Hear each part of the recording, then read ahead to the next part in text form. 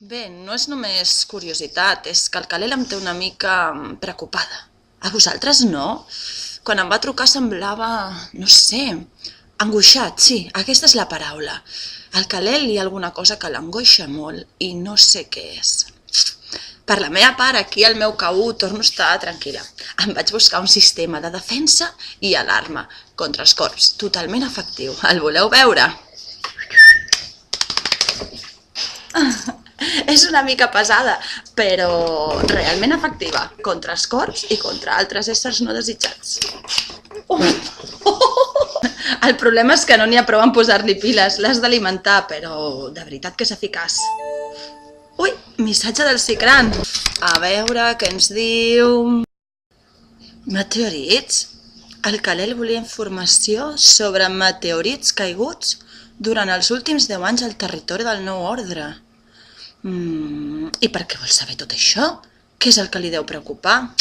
Ho hauré d'esbrinar jo mateixa.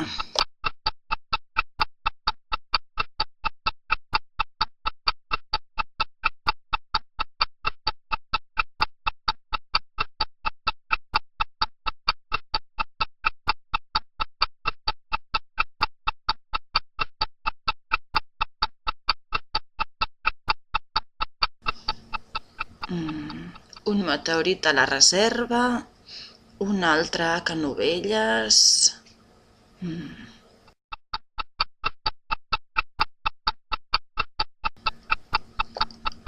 Guaita!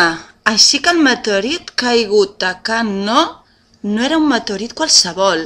Era un fragment de la Mir caigut l'11 de març del 2001.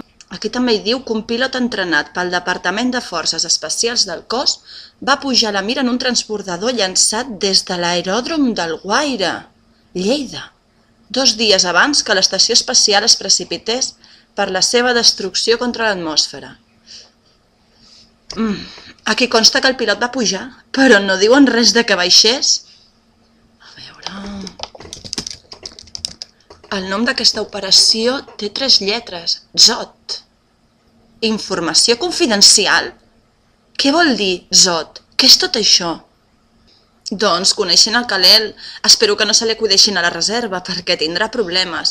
Sisplau, si algú coneix o pot buscar informació sobre el projecte ZOT, Z-O-D, que m'avisi el més aviat possible. Gràcies. Da da da da da da da da da da da da